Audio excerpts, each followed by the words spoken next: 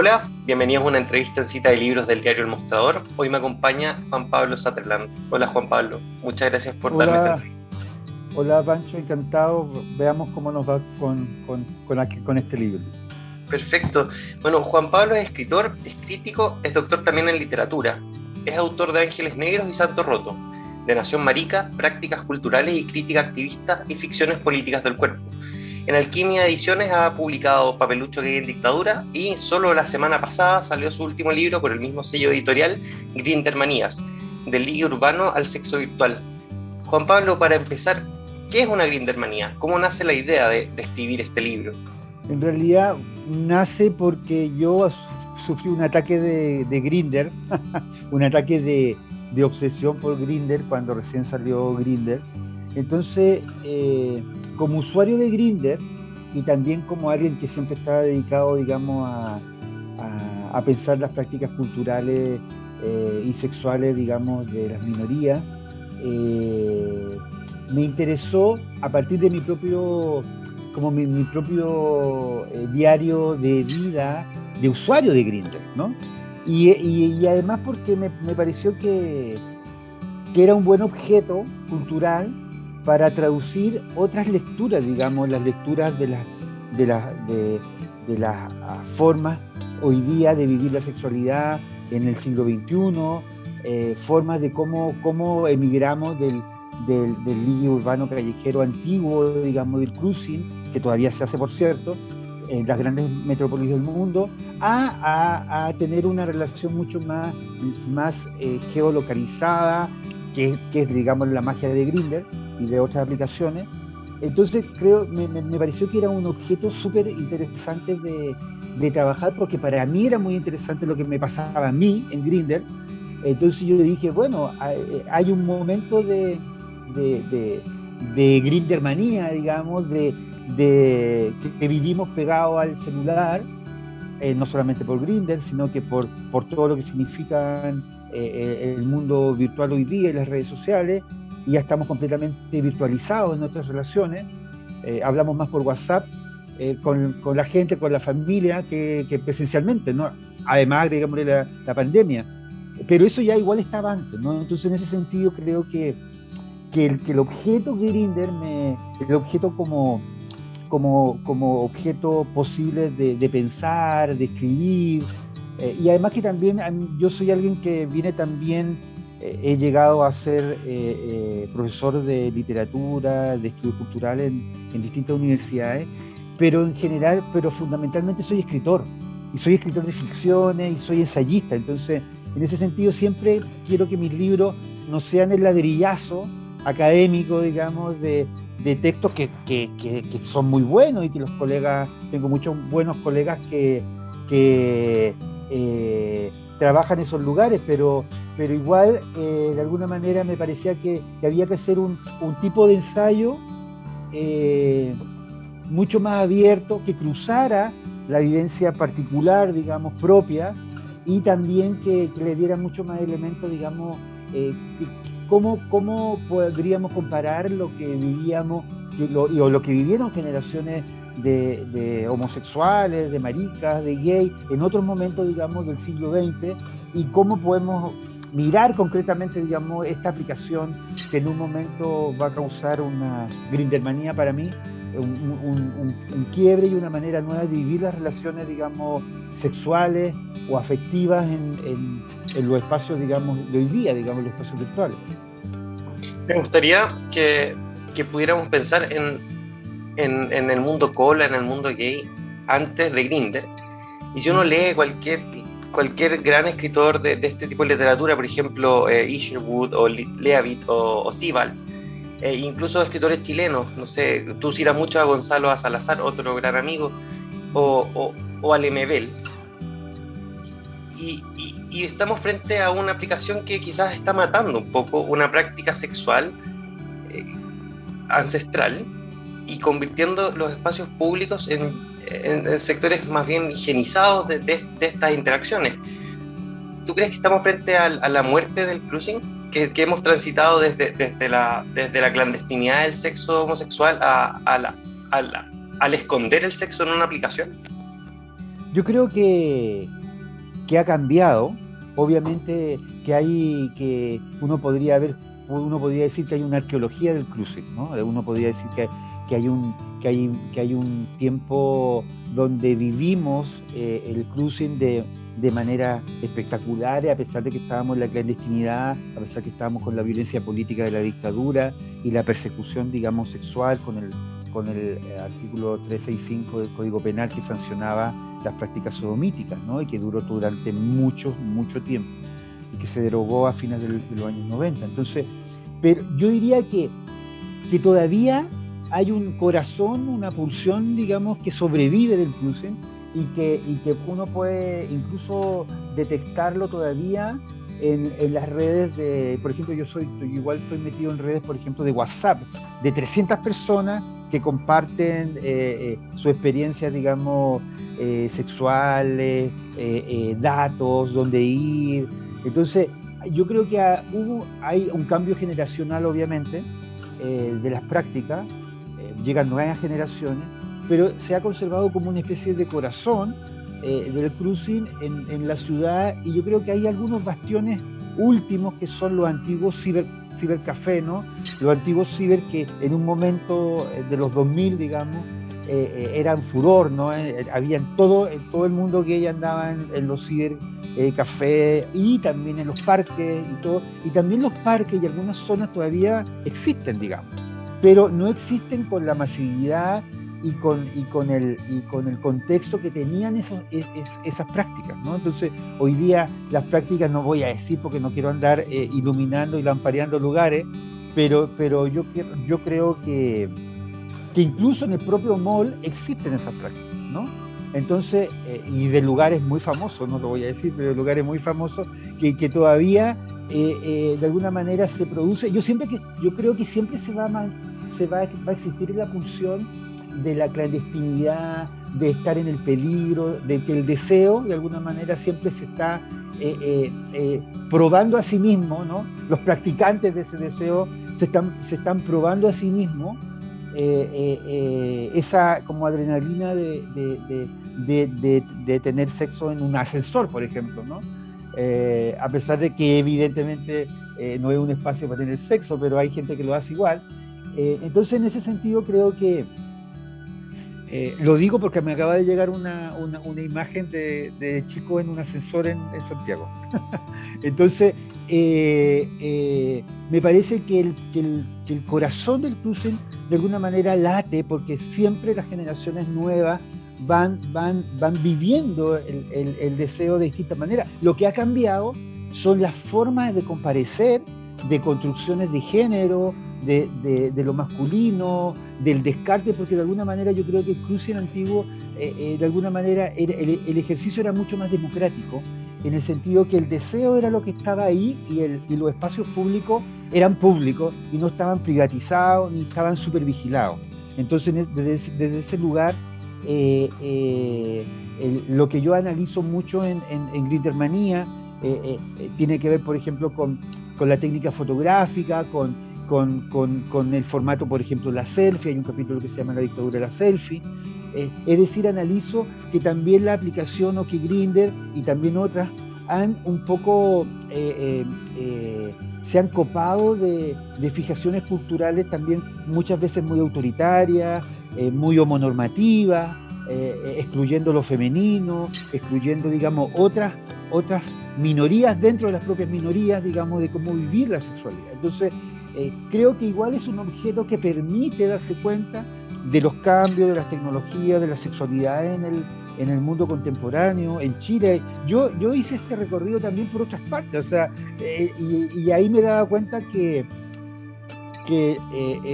de alguna manera los mismos fenómenos ocurrían en distintos lados, en Berlín, en Nueva York, en París, en Barcelona, porque tuve la posibilidad a partir de una pasantía doctoral, aparte de trabajar en mi propia investigación, confieso que estaba más preocupado de esta investigación que de la otra, la más seria. y en ese sentido creo que el objeto al que me acerqué era un objeto para que de alguna manera uno pudiese dimensionar cómo han ido cambiando las prácticas sexuales a través de la aplicación, ¿no? O sea, es como que me rebota un reflejo de lo actual, de lo que hay. Pero el cruising antiguo para mí no era el dormitorio, digamos, era la ciudad, ¿no? Eran los parques públicos, eran las calles, eran los puentes, es decir, ahí a pesar del contexto, de los contextos muy desfavorables para practicarlo, era un contexto mucho más democrático por hartas cosas. Por ejemplo, era más democrático porque ahí tú no tenías que poner tu foto y alguien que te dijera, sí, estás guapo, no, chao, next, próximo, pasa a la siguiente. Claro. Ahí primaba el tráfico del deseo, digamos, y en ese tráfico era mucho más democrático el ejercicio, y era nadie estaba preguntando si vivías en Las Condes o en Recoleta o en Santiago Centro o en Providencia, en Ñuñoa. De alguna manera esa práctica de cruising, que creo que ha disminuido, obviamente, que ya no son los mismos contextos. Yo siempre he pensado, y con este libro también dije, no puedo hablar solamente de Grindr, tengo que hablar de lo que pasaba antes para que entendamos la dimensión de lo que significa Grindr, ¿no? De cómo ha cambiado, porque yo puedo encender ahora Grindr y puedo juntarme con el chico que veo de mi edificio a 10 metros, digamos, o al segundo piso, digamos. Entonces, y antes la práctica del cruising también era una práctica del mundo, es decir, de la ciudad. Tú recorrías la ciudad, tú vivías en la ciudad, tú estabas con otra gente que estaba haciendo lo mismo que tú y ya los conocías, ¿no? Entonces, en ese sentido, ese tipo de práctica yo creo que es una práctica que fue cambiando y que fue como de alguna manera privatizándose, y luego llegamos a Grindr, ¿no? A Grindr Manía. Esa privatización también, pienso, influida por lo que llamamos el neoliberalismo, ha cambiado un poco la forma en que nos relacionamos con la ciudad, y también me imagino los espacios que culturalmente hemos ido ocupando hoy día con esta privatización del sexo, y además con la privatización del uso del espacio. Quizás los núcleos o nodos de vida homosexual, cola o qué sé yo, diversa, van de alguna manera diluyéndose. ¿Tú sientes que hay una posibilidad de retomar en algún minuto los espacios? No solo desde el cruising, sino desde el espacio cultural que ocupamos como comunidad en la ciudad. Sí, y además que yo creo que las comunidades maricas, cola, homosexuales, otras comunidades también siempre perseguidas por los poderes políticos, morales de cada tiempo. O sea, piensa tú que las maricas en el siglo XX tuvieron que gran parte, las grandes, digamos, masas, tuvieron un éxodo desde lo rural a la ciudad, y en la ciudad que esas biografías que no podían abrirse en su propia familia, en el lugar de la provincia donde vivían, pudieron tener una concreción de sus propios deseos, su propia práctica en la metrópolis, que lo hacía anónimos, ¿no? Que el pueblo chico, infierno grande. O sea, si vengo de Talca, de Curicó, o cualquier lugar de provincia, va a ser mucho más fuerte, más complejo, digamos, el vivir tu propia sexualidad, una sexualidad que siempre ha tenido, digamos, el halo histórico de la persecución y la sentencia moral, ¿no? del mundo institucionalizado, conservador. Entonces, en ese sentido, creo que el cruising, de alguna manera, posibilita ese lugar. Hay lugares que todavía quedan y que me parece que no son solamente como lugares del cruising. Yo les digo, por ejemplo, los cines porno. Los cines porno son súper interesantes en el centro de Santiago.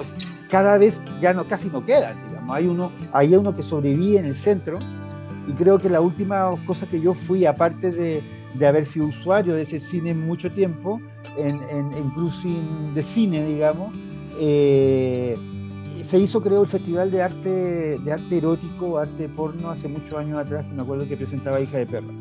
Entonces, ese mismo espacio se resignificaba de alguna manera en otro tipo, lo que tú dices, digamos, de cómo otros espacios culturales están quedando o no, o cómo, si quedan o no quedan. Yo creo que hay que rescatarlo. Yo creo que hay que rescatar esas maneras también de vivir la ciudad, como comunidades, ¿no?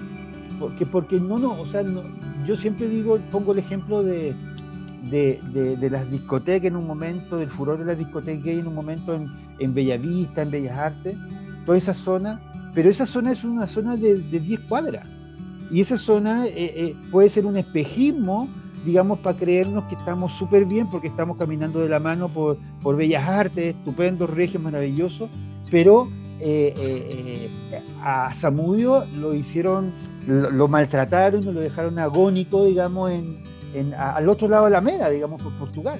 Entonces, 5 cuadras más allá. Claro, entonces en ese sentido también la pregunta que nos podemos hacer es que si el ejercicio entre comillas, de la libertad de la posibilidad del consumo, digamos, del consumo, incluso del consumo de formas de estilo de vida, ¿no? Eso tiene correspondencia, digamos, con la liberación real de las prácticas sexuales de las minorías, ¿no? Entonces, en ese sentido, es como lo que decía Canclini, somos consumidores del siglo XXI y somos ciudadanos del siglo XIX, ¿no? O sea, igual entre el consumo y la violencia, digamos, estructural, digamos, de las sociedades, hace que haya una disonancia, ¿no? O sea, podemos tener 25 discotecas, 30, 40, 50, pero siempre va a seguir habiendo violencia de género, ¿no? Tanto femicidios como situaciones de homofobia, de agresión a chicas trans, de agresiones a chicas lesbianas, etcétera, ¿no?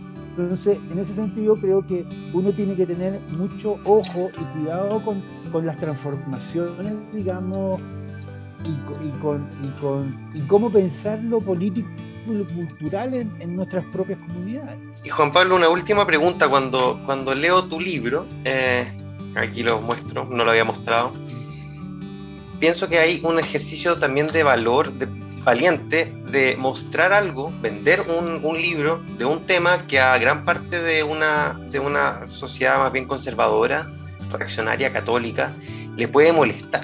Y sin embargo vive con las personas que practican sexo, como el que escribe tu libro. Incluso uno se puede encontrar con personas heterosexuales de clase alta comprando drogas en Grindr, sí, diciendo solo mujeres o no busco sexo. Sí.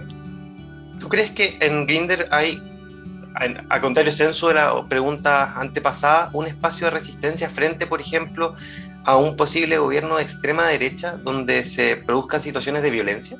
¿Tendríamos que recluirnos o retraernos hacia espacios virtuales para que no nos agredan físicamente? O sea, yo creo que eso no asegura nada, porque incluso en Chile hay noticias he visto noticias, por el mismo libro tuve que investigar, noticias de gente de chicos incluso que mataron vía la aplicación porque se juntó con alguien por la aplicación, y esos casos se dan no solamente en Chile, en cualquier parte del mundo, de gente que utiliza la aplicación para robarle a otro, llega a alguien y llega a tu casa, un desconocido, digamos. O sea, esos son de alguna manera también los peligros que propone la aplicación. Ahora, lo que tú me dices respecto ojalá a la eminencia política, o sea, a la contingencia política, eso sería el peor de los momentos y los lugares para Chile, digamos, sería el infierno. Y ojalá que no lleguemos a ese momento, ese lugar, y que podamos ponernos de acuerdo todo para sacar a la ultraderecha absolutamente de cualquier posibilidad de acceso al poder. Ya lo tienen económicamente, ya lo tienen políticamente, de alguna manera, pero sería un desastre que la ultraderecha llegara al poder, ¿no? Con tamaño candidato, ¿no? Que va a haber a torturadores a Punta Peuco, ¿no? Entonces, pero yo diría que en Grindr hay prácticas de resistencia. Yo tuve relatos de gente, de amigos, digamos, que incorporo, de chicas trans que tienen problemas, digamos, respecto a la violencia, respecto a su expresión de género y del ataque de otros, ¿no? Pero y hay mucha gente también que está corriendo un poco el marco, la frontera, para que entendamos que las prácticas sexuales tienen distintos tipos de expresiones de género, distintas formas de habitarse, distintas formas de ponerse en escena, a pesar que la sintaxis de la aplicación es una sintaxis que también es muy rígida, porque nosotros habitamos, es como que entramos a una casa que ya está diseñada. O sea, nosotros entramos a Grindr en una casa que ya está diseñada. Camina por acá, pregunta esto, responde esto, cuáles son tus roles, tu etiqueta de esta manera, de la otra, eres positivo o no eres positivo al VIH. Es decir, de alguna manera hay una sintaxis que ya está puesta y en que nosotros de alguna manera entrando nos sometemos a esa sintaxis, ¿no? Entonces, en ese sentido, pero a pesar de eso, también he podido comprobar que también hay prácticas de resistencia, que también hay gente que pone otros discursos, que pone otras formas corporales, que ya no va a ser el típico cuerpo hiper masculinizado, y ponen otras formas de entender que hay mucha mayor heterogeneidad que las preguntas que puede hacer Grindr, ¿no? Entonces, en ese sentido, creo que, por lo menos para mí, el libro es un ejercicio de pensar críticamente. Grindr también es un espacio posible de liberación, en el sentido que también te da otras posibilidades, y a mí me parece que también esas ventajas hay que aprovecharlas, ¿no?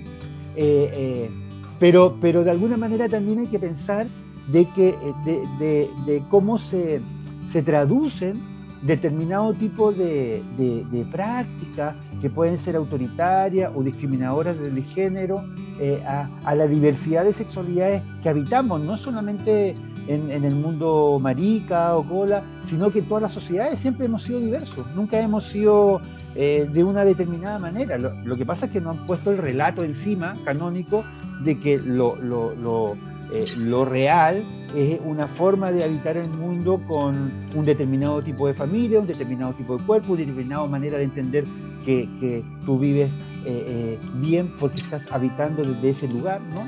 Entonces, creo que hay prácticas de resistencia, creo que Grindr también es una posibilidad de vivir las sexualidades como no se veían antes, pero hoy día también creo que está existiendo una complementariedad entre lo que pasa en Grindr y las prácticas, digamos, ya más presenciales. Y el tema de la droga, el tema de la droga en el libro no me quise meter porque era hacer un libro entero nuevo, era otro libro, ¿no? Pero obviamente, y por eso también puse Sexo Químico también, que es un relato que pongo, porque ahí de alguna manera uno se da cuenta de cómo interactúa el tema de las drogas con las prácticas sexuales en el mundo marica, ¿no?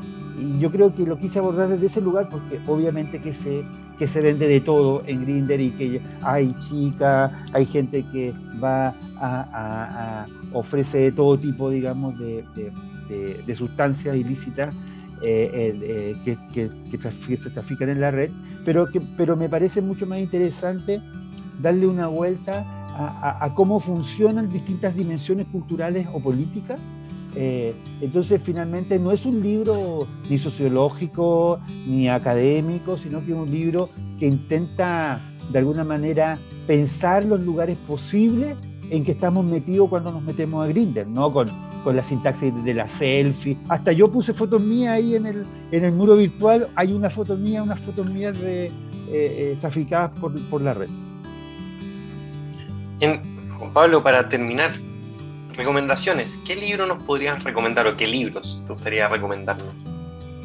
Libros. Mira, hay un libro que igual tiene relación con este otro libro, que es con Grindr Manía, que es un libro que se llama Cruising, y que es un libro de Alex Espinosa, de una editorial bastante buena, una editorial española, que se llama Dos Bigotes.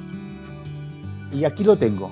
Se llama Cruising, historia íntima de un pasatiempo radical, que él trabaja fundamentalmente el cruising, digamos, del siglo XX, ¿no? Y ahí va contando su propia experiencia. Entonces me parece que es un libro interesante. En Chile está, yo lo compré aquí en Santiago, y un libro entretenido y bello, digamos, porque abre nuevos mundos. También hay un libro de no recuerdo, no quiero mencionarlo porque si no me recuerdo el título lo voy a citar mal. Entonces, recomiendo ese libro y también el libro de Gonzalo Salazar, que me parece que también hace un trabajo de rescatar un poco la memoria marica, digamos, del cruising y de los bares en el centro de Santiago, ¿no? Un lugar que yo creo que hay que relevar. Así que yo creo que me quedo con esos dos, pero en realidad hay muchos textos que hoy día están saliendo y de gente joven, que me parece que son textos que dan muchas posibilidades para pensar no solamente el mundo marica o cola, sino que otros paisajes, digamos, posibles. Muchas gracias, Juan Pablo. Yo los dejo invitades a que puedan leer Grindermanía de Alquimia Ediciones y nos vemos en una próxima edición de Cita de Libros. Muchas gracias. Oka, muchas gracias, Pancho, que estés bien. Gracias por la invitación.